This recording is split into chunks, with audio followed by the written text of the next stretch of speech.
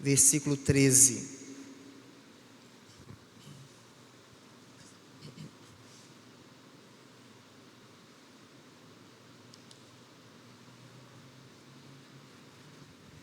Vamos ler juntos, como fizemos anteriormente. Leamos. A graça do Senhor Jesus Cristo e o amor de Deus e a comunhão do Espírito Santo sejam com todos vós. Amém. É a base para a bênção apostólica, esse versículo aqui. Vamos ler ainda Evangelho de João, capítulo 1, versículo 1. Alguém que achar pode ler.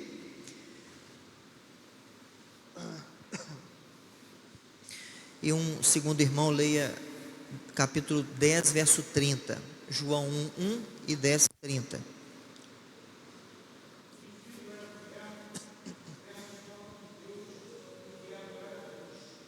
Isso, obrigado. 10, 30. Isso. Agora nós vamos ler primeira carta de João, capítulo 5, verso 20. E nosso interesse maior é no finalzinho do versículo, na última parte. Mas vamos ler todo o versículo aí. Primeira carta de João 5, verso 20.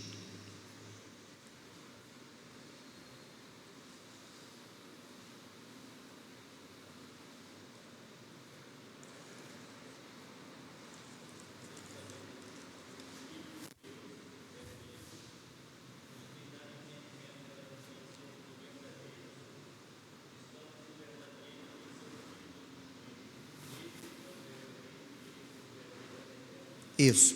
O final então diz aí: e estamos no verdadeiro em seu Filho Jesus Cristo.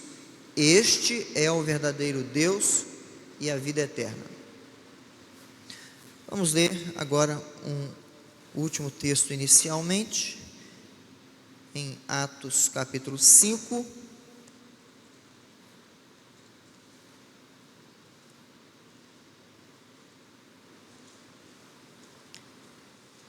Versos 3 e 4, Atos 5, versos 3 e 4, eu vou ler aqui, os irmãos acompanhem. Diz assim: então disse Pedro: Ananias, por que encheu Satanás teu coração, para que mentisses ao Espírito Santo, reservando parte do valor do campo? Conservando-o, porventura, não seria teu, e vendido, não estaria em teu poder? Como, pois, assentaste no coração este desígnio, não mentiste aos homens, mas a Deus. Amém. Nós vamos trabalhar hoje a pergunta de número 9 do Catecismo Maior. Há quantas pessoas na divindade? Nós trabalhamos aí a primeira parte sobre Deus, né? A existência de Deus, há um só Deus, e agora vai mais para a pessoalidade de Deus, para aspectos mais essenciais do ser de Deus. E nós não vamos assim, obviamente, né, esgotar o assunto, e também nós não vamos dilatar demais o assunto, porque esse é assunto que volta à tona em outras matérias futuras, e também nós não temos tempo para extensivamente tratar do assunto. A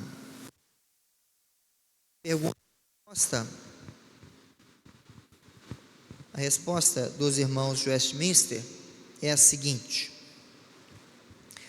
há na divindade três pessoas: o Pai, o Filho e o Espírito Santo. E essas três são um único Deus, verdadeiro e eterno, de mesma substância e iguais em poder e glória. São, contudo, diferenciadas por suas peculiaridades peculiaridades individuais.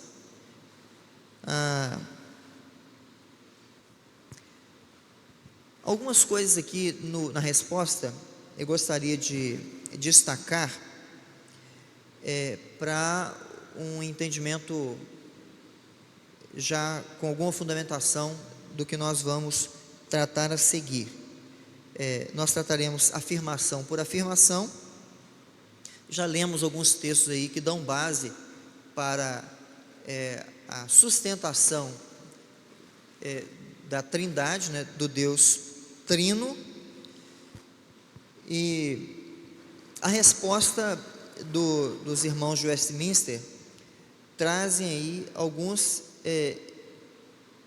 termos importantes para o entendimento, que são termos baseados na Escritura, especialmente no entendimento geral do ser de Deus e em termos usados na língua original e cunhados e usados nos credos ao longo da igreja na defesa do ser de Deus e da Trindade especialmente.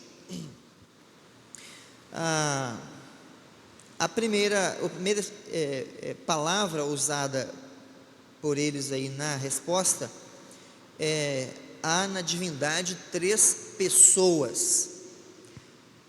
A palavra pessoas deve ser entendida sempre em termos de subsistência.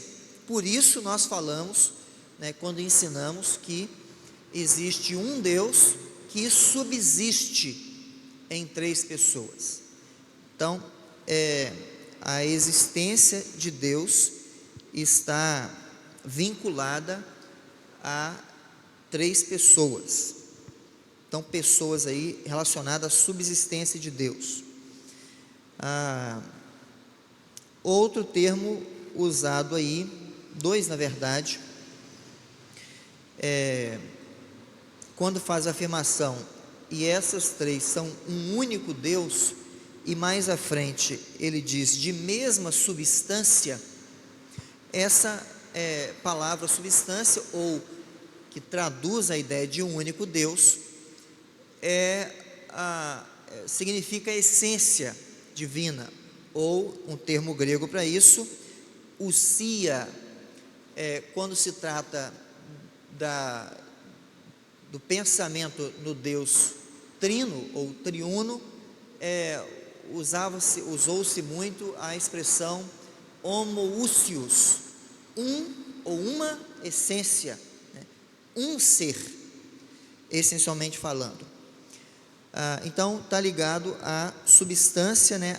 A materialidade do ser de Deus, a sua completude ou essência do ser de Deus, tá?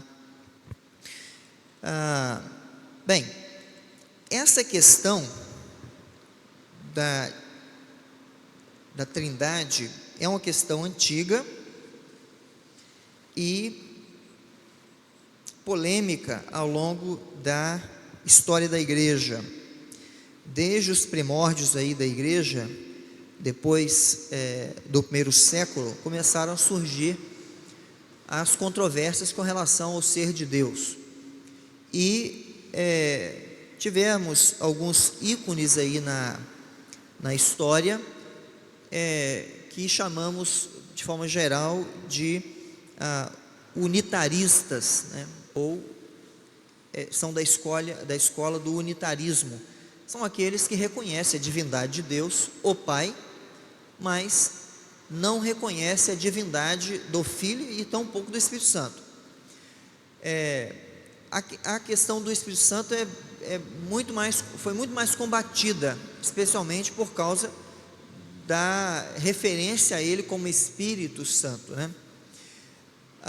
E um dos elementos, ou um dos personagens históricos mais veementes nessa defesa é o conhecido Ário, né, que teve um embate forte com o bispo de Alexandria da época, que se chamava Alexandre, inclusive. E Ário defendia que Deus, o Pai, era Deus, o incriado, ou o não criado, o eterno, né?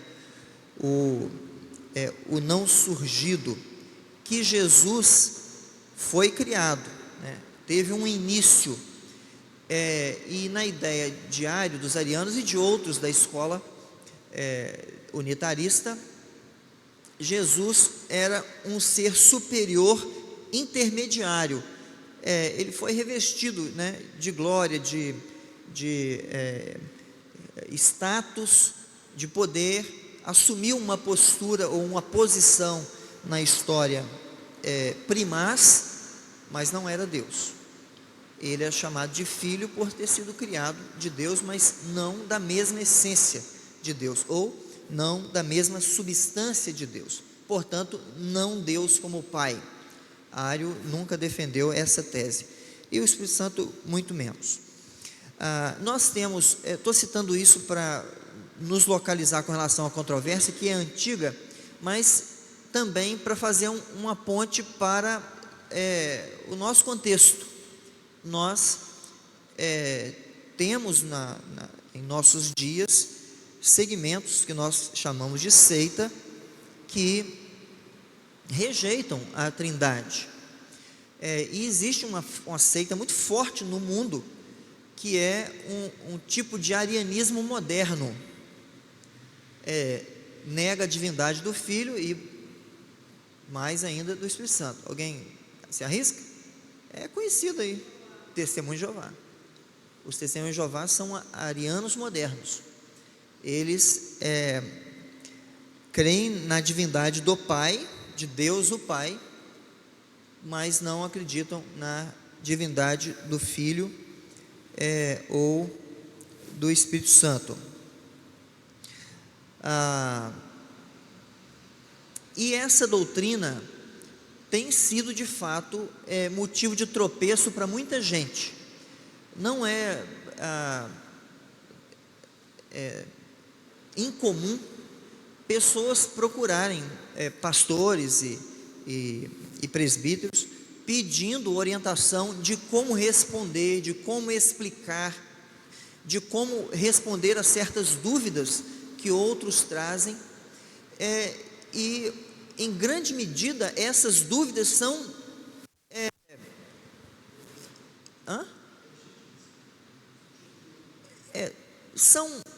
legítimas, porque são dúvidas talvez reais do coração, mas são dúvidas que não podem ser respondidas, porque elas entram num campo, por falta de conhecimento, né, de preparo, ou a base de raciocínio, a base mundana, ela entra num campo que não é acessível a nós, a lógica humana. Então isso gera tropeço na vida de muitos, que nós falamos do Pai, do Filho e do Espírito Santo como Deus, um Deus e três pessoas, a mesma essência, o mesmo poder, e isto é inexplicável para a capacidade intelectual humana. Parece uma contradição para nós, porque nós raciocinamos com base em materialidade, de forma empírica, em prova, e isto para nós é impossível. Isso é algo que se restringe ao campo da divindade, não acessível a nós, porque Deus, o mistério de Deus, que Ele não quis revelar, não pode ser acessado. Segundo, faz parte do ser de Deus, da profundidade e pessoalidade do ser de Deus. Somente Deus compreende a si mesmo. Essa é uma base, é um critério básico de compreensão, de análise e estudo da sua revelação, inclusive da revelação que Ele dá de si.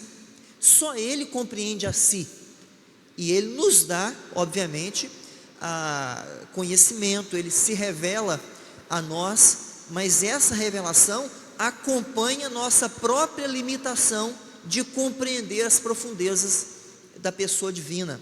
Então, a doutrina da Trindade acaba sendo pedra de tropeço para muitos, que por não conseguirem responder logicamente a isto, também não se apropriam disso pela fé, com base no que a Escritura sustenta, porque a Escritura nós não achamos esse termo na Escritura, obviamente, não tem a palavra trindade, ela foi cunhada aí na época dos pais apostólicos, ela foi criada, né, nesse período, usada aí nesse período, mas a Escritura defende a divindade do Pai de forma clara, isso parece mais óbvio, né? Defende com clareza também a divindade do Filho e também a divindade do Espírito. Quando, na semana que vem, se Deus permitir, nós tratarmos das particularidades ou peculiaridades das pessoas da Trindade, nós vamos ver que a Escritura também sustenta o caráter pessoal de cada um deles. Então, ainda que ela não diga que Deus é trino diretamente, ela sustenta essa triunidade divina. Então, o que gera a dificuldade no coração de muitas pessoas é a percepção sociocultural e baseado numa lógica humana, e usar isso para tentar compreender um mistério inexplicável do ser de Deus, certo? E isso faz com que a razão humana pareça tola, né? Pareça infantil, porque é tão acima de toda a razão humana que parece que somos infantis na falta de compreensão disto.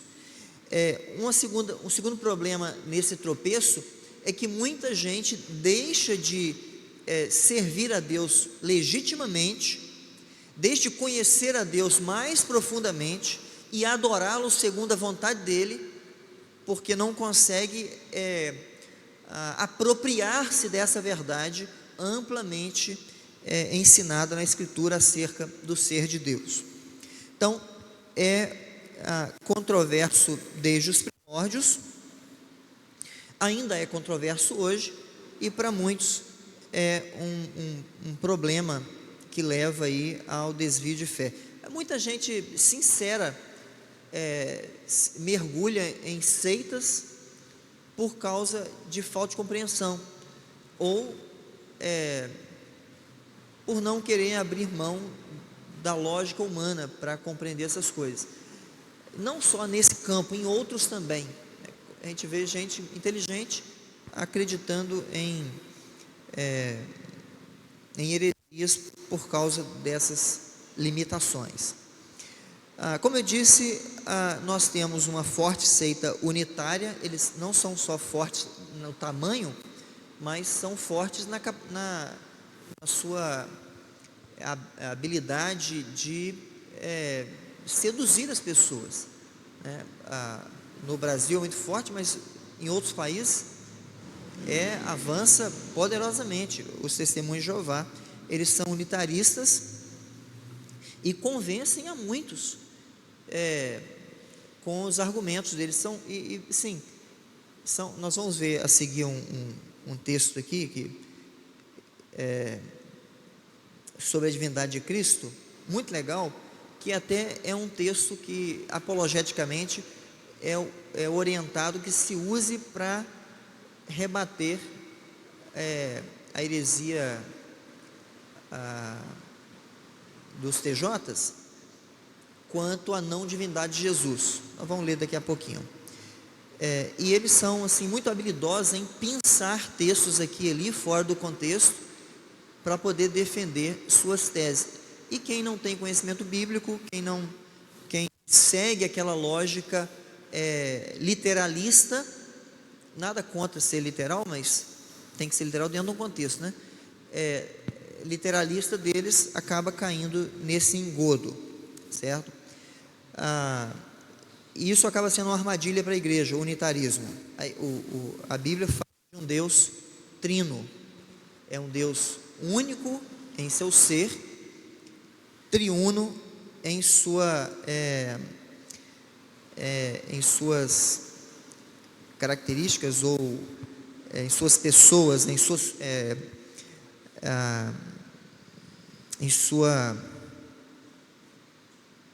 e suas peculiaridades.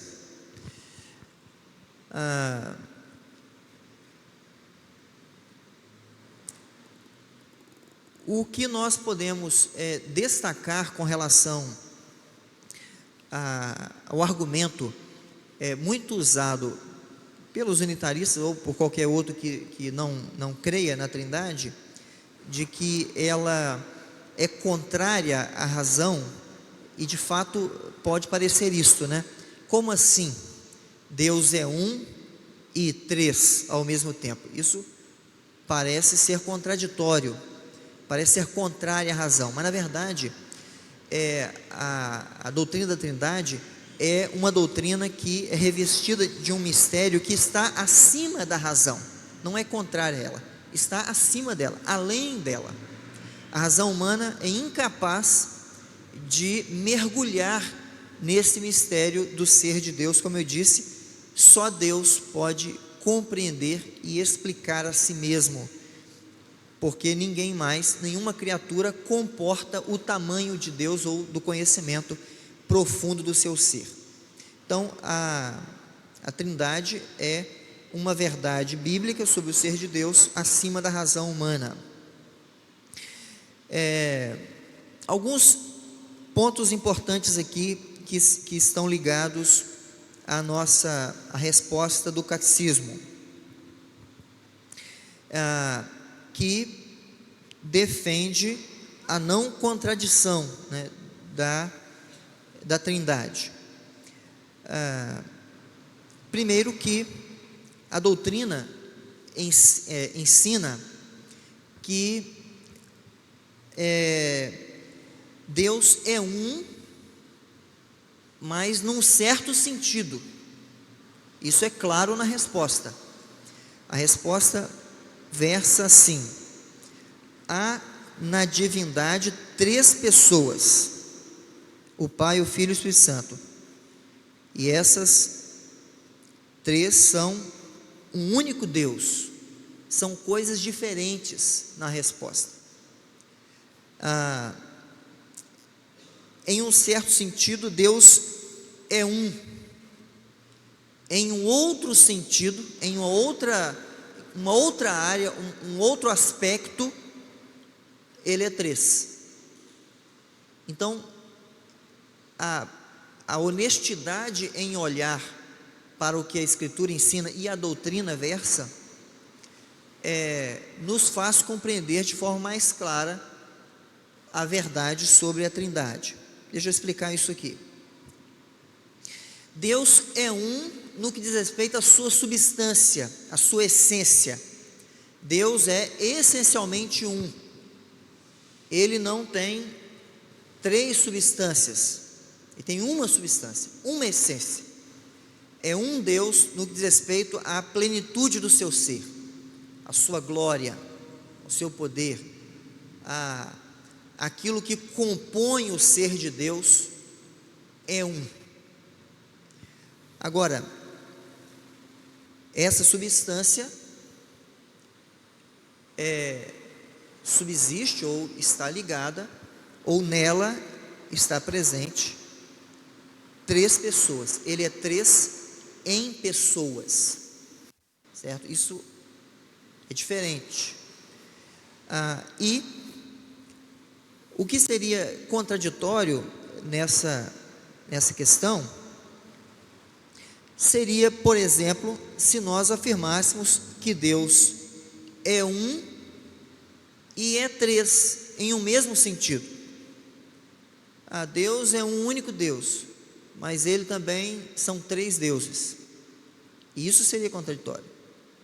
Deus é um em essência, e neste Deus subsiste, ou este Deus subsiste em três pessoas. Há três pessoas distintas na divindade, que compartilham da mesma essência, de toda a essência, ao mesmo tempo. Então, o que rejeita a ideia me foge aqui o nome da heresia antiga também, enfim, é que há uma heresia antiga que defendia que Deus se manifestava diferentemente. Às vezes ele se manifestava como Pai, às vezes ele se manifestava como Filho, e às vezes se manifestava como Espírito. É uma heresia antiga isso, para tentar enquadrar isto na lógica humana, na literalidade, especialmente da teologia oriental, né, ali judaica, mais judaica. E isto não é o que a Escritura ensina. É um mesmo Deus subsistindo em três pessoas. O primeiro texto que nós lemos, os dois primeiros textos que nós lemos, nos dá uma direção a respeito disto. O Mateus 28, especialmente este 19, Jesus, ao ordenar que os discípulos, enquanto estivessem a caminho, fizessem discípulos, e ele diz que deveria ensiná-los e batizá-los em nome do Pai e do Filho e do Espírito Santo. Esta construção é muito legal, porque ela é traduzida literalmente como está no texto bíblico, na língua original, e lá é exatamente isto: batizando-os em nome do Pai e do Filho e do Espírito. Está desse jeito lá, distinguindo as pessoas da divindade, demonstrando que a chancela da inclusão que a obra redentiva opera para a redenção é uma participação em poder e atos dos três. Os três agem na redenção, e então o selo e sinal de aliança com Deus, que é o batismo, sinal e selo, são em nome dos três, igualmente. Se não fosse, Jesus não teria igualado na afirmação e nem colocado na mesma sentença a autoridade de chancela nas três pessoas, ou referente às três pessoas. Ele teria destacado talvez o Pai, provavelmente, e feito uma abordagem, uma citação do Filho e do Espírito de outra maneira, mas ali ele usa, a sentença atribui a mesma autoridade aos três componentes da Trindade, em nome do Pai e do Filho e do Espírito. Seguindo um outro aspecto, o texto da carta aos Coríntios, segunda carta, capítulo 13, ali na bênção, Paulo também faz uma afirmação que distingue as pessoas da Trindade, de forma a caracterizar agora não a mesma autoridade para o ato inclusivo, mas para atos específicos de autoridade sobre a igreja. Ele diz lá, alguém lê aí, segunda, ok,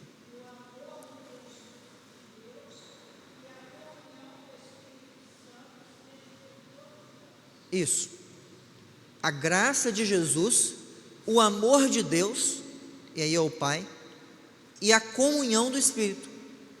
Ele destaca as três pessoas de forma clara e atribui a elas ações abençoadoras de supremacia sobre a igreja. Eles exercem funções específicas da redenção. Um é o ministro da graça, o outro é o que manifesta amor, inclusive através dessa graça, e o outro é o que une a igreja em comunhão e sela. Deus, quem faz isso? É Deus. Deus faz. Então mas subsistindo em três pessoas distintas e com peculiaridades diferentes. Nós trabalharemos semana que vem essa questão. Então não é contraditório, porque a afirmação trinitária, quando fala que Deus como eu disse, fala sobre um aspecto, sobre a essência dele, sobre a substância. A substância de Deus é uma. Agora, a hipóstase, né? A pessoalidade, a distinção pessoal, são três. Ele é um Deus que subsiste em três pessoas. Dúvidas com relação a isso? Não pretendo responder questões que não são respondíveis, tá? E até as respondíveis talvez eu não consiga, mas deu para pegar, né?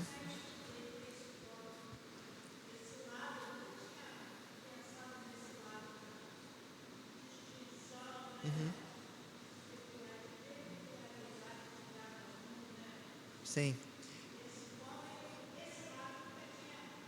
É muito legal.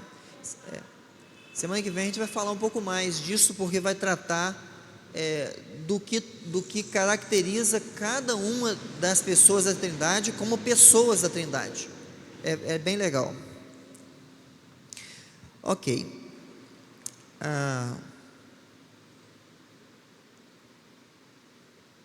Normalmente, e aqui o perigo das ilustrações, né? Normalmente se tenta usar na igreja algumas ilustrações do uso comum ou desenhos para tentar didaticamente ensinar que Deus é um e três. E qualquer referência a três em um também é uma heresia, tá? Então, desenhos, né, de um triângulo e coisas assim. Há pessoas que usam, já foi usado, né? Não sei se usa hoje ainda. Já foi usada a questão dos estados da água, né? Em estado líquido, sólido e gasoso e coisas desse tipo. Fogo, luz e calor, referindo-se à mesma substância. No entanto, primeiro que a Trindade é incomparável com qualquer coisa da natureza criada. É uma ofensa ao Deus Trino usar elementos criados para ilustrá-lo. E nós incorremos, inclusive, na quebra do segundo mandamento.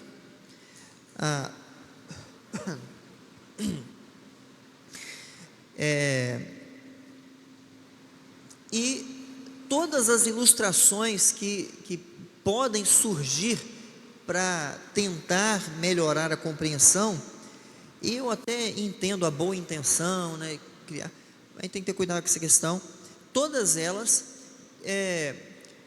não conseguem enquadrar a ideia que está acima da nossa capacidade de lógica, que é, por exemplo, a água, né? Nos estados da água, líquido, sólido e gasoso.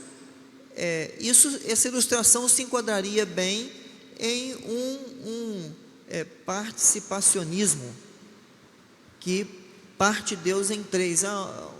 Manifesta assim de um jeito, de um momento, no outro momento manifesta daquele outro jeito, no outro momento manifesta daquele outro jeito. Aí tudo bem. Então, em um momento a água é líquida, é o Pai, vamos imaginar.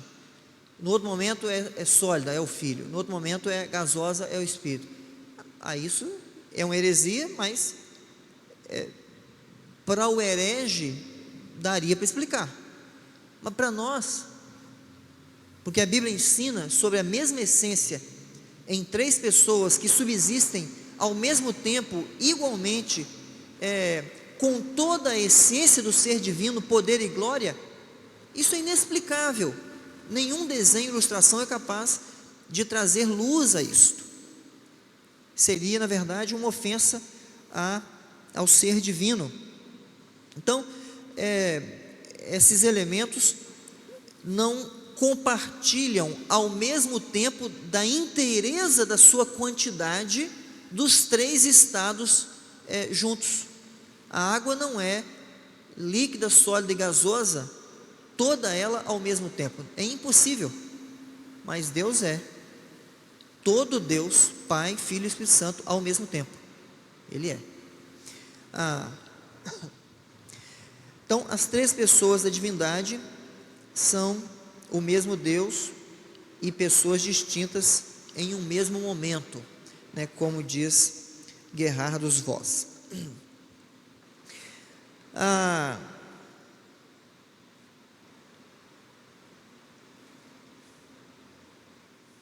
Nessa resposta do catecismo, há uma sentença importante aqui, que eu citei no início, aí na introdução, que é a sentença de mesma substância. Veja que a diferença que faz, né, a boa construção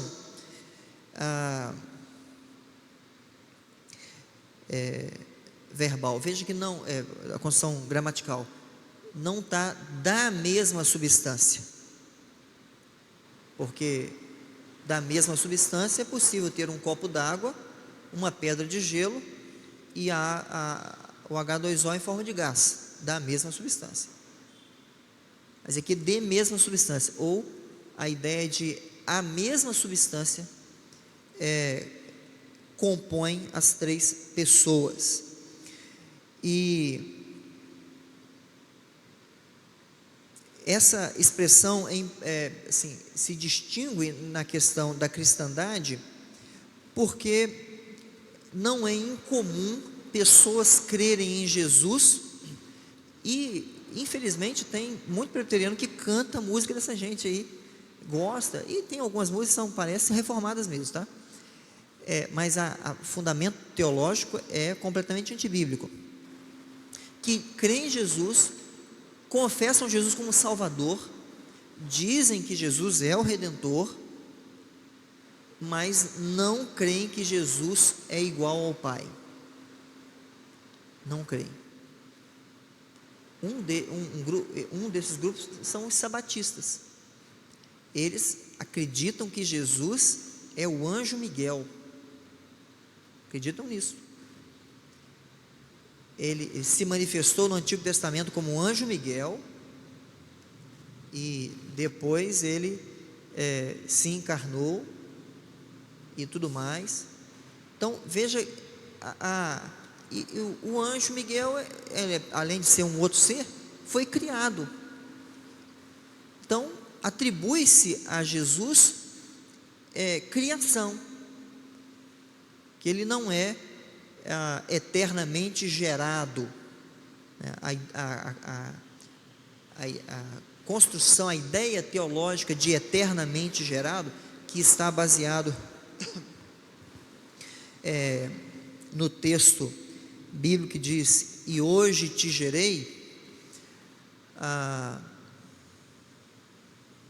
ideia não é que Deus criou Jesus, é a ideia de que ele é filho eternamente filho, desde toda a eternidade.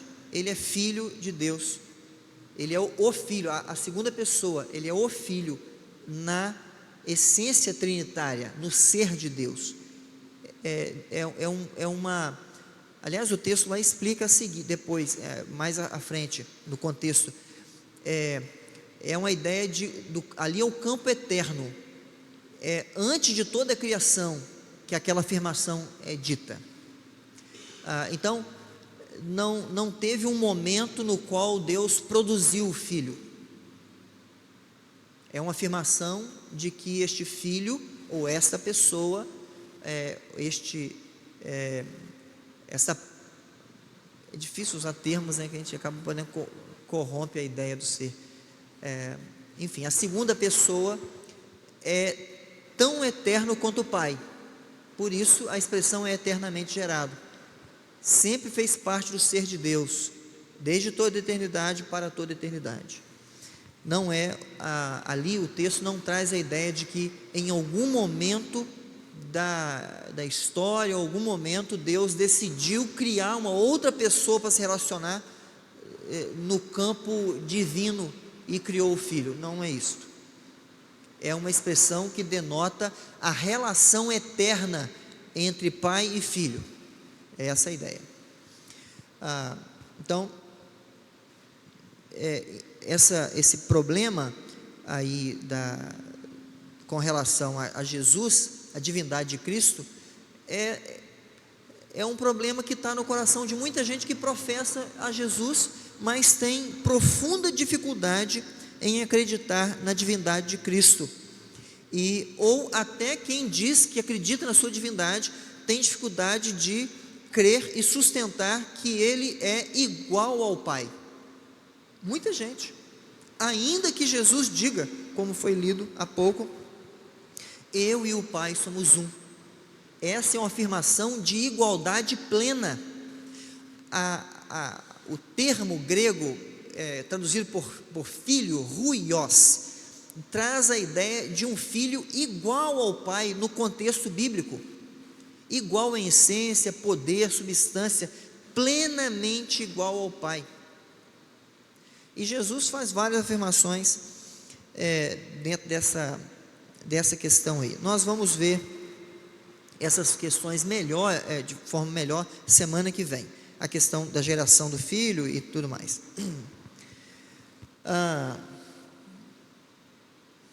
Então, a resposta do catecismo, quando diz a mesma substância, serve também para jogar por terra a dúvida e a dificuldade que alguns têm de acreditar na divindade de Cristo, mas não na igualdade dele com o Pai, tá? Bem, para finalizar, aí eu disse que leríamos um texto sobre Jesus, né? Vamos ler lá. João 12, Evangelho de João, capítulo 12.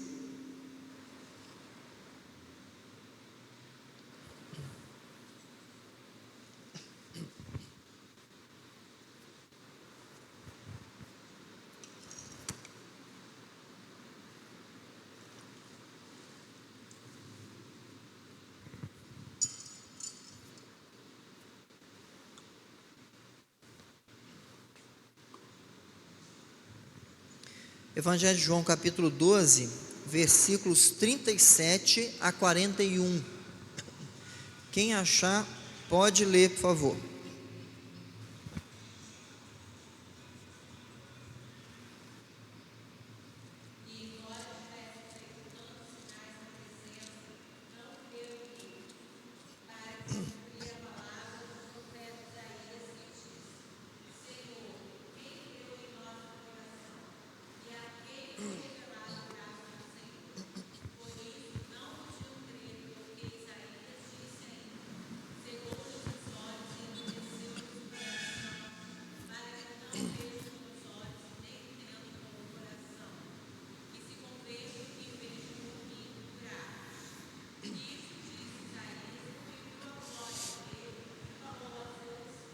Isso, vamos lá por parte. Olha que legal. Verso 37. E embora tivesse feito tantos sinais na sua presença, não creram nele. De quem Jesus está falando aqui? Ou João está registrando acerca de quem? Dos judeus e mais quem? Em quem os judeus não creram? Então, embora tivesse feito tantos sinais, quem fez os sinais? Jesus. Na sua presença, dos judeus, não creram nele, em Jesus, certo? Qualquer um com mínimo de letramento consegue entender isso aqui. Para se cumprir a palavra do profeta Isaías, que diz: Senhor, quem creu em nossa pregação? E a quem foi revelado o braço do Senhor? Citação de Isaías 53.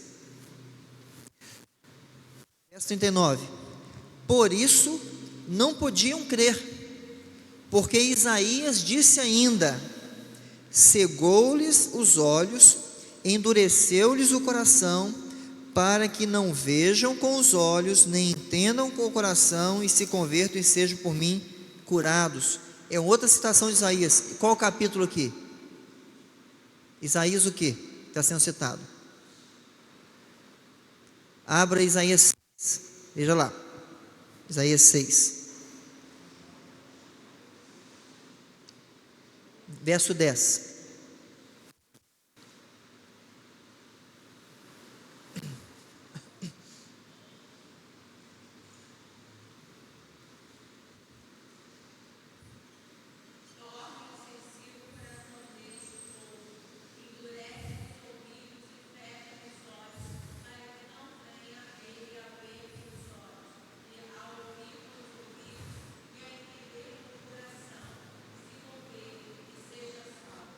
Isso.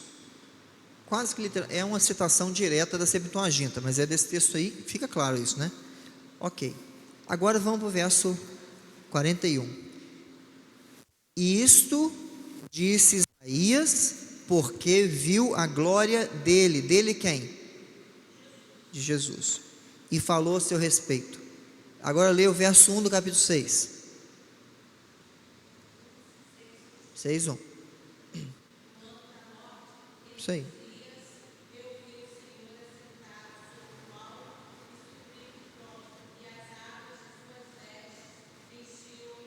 Quem que Isaías viu? Segundo o texto de João? Jesus. Veja, mais divino do que isso? Mais pomposo do que isso? Se você lê desse jeito com o testemunho de Jeová, ele tem o que responder. Certo? Esse texto sim, sustenta de forma profunda a igualdade entre o Pai e o Filho. Por isso que Jesus fala: eu e o Pai somos um. Eu e o Pai. Aquela glória, aquela santidade, aquele impacto sobre Isaías é causado pela glória do Filho, porque o texto diz isso: viu a sua glória e falou a seu respeito. Bem, para a gente finalizar, há uma importância prática na doutrina da Trindade.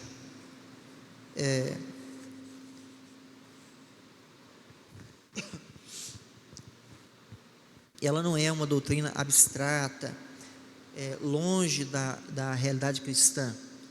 Primeiro, porque dá base para uma adoração legítima, né? Mas por outras questões também. Pelo menos duas questões aqui. Primeira é que o cristianismo se mantém de pé ou cai. O cristianismo se fundamenta, uma melhor expressão é essa: o cristianismo se fundamenta na doutrina da Trindade, tá?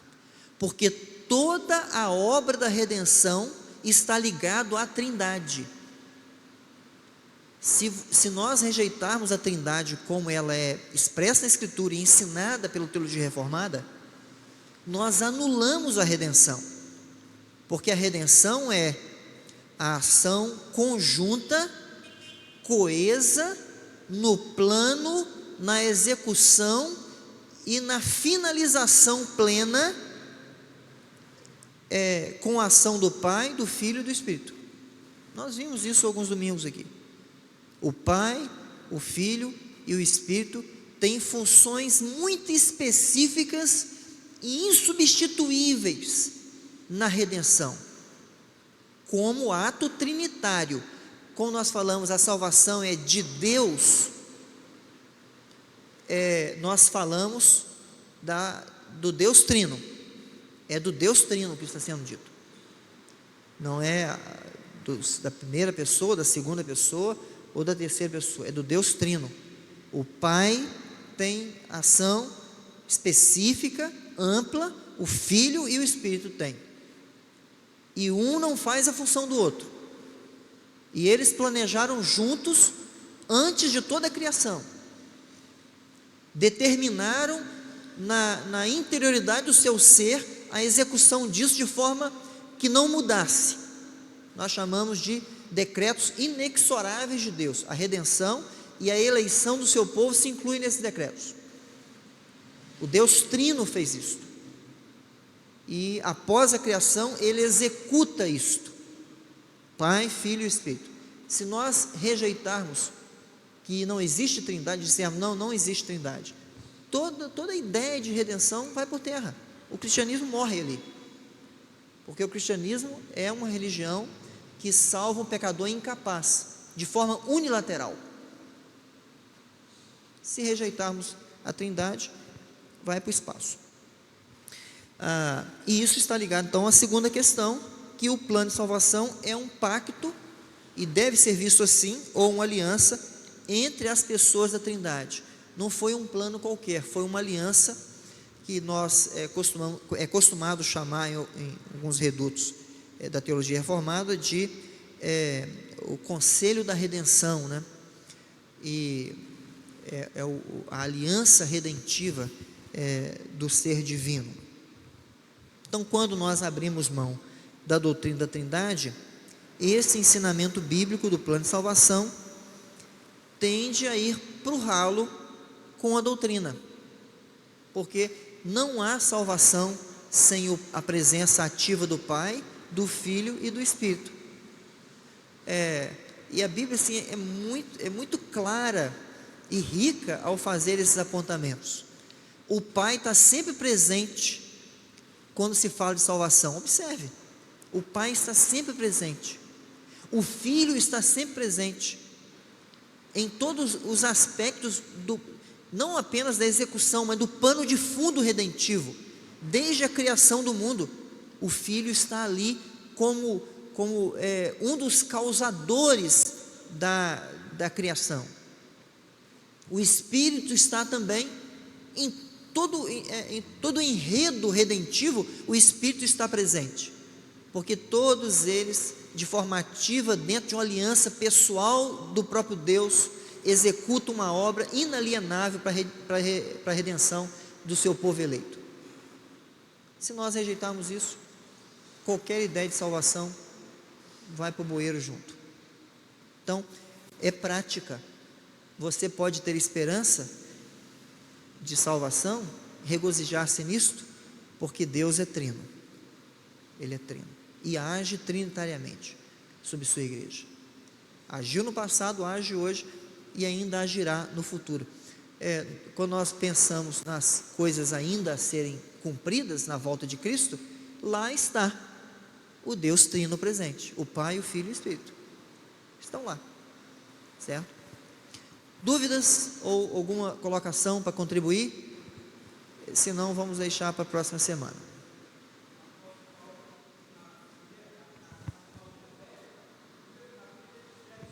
Exatamente, é um retrato belo da redenção trinitária. Isso aí. Ok, vamos orar então.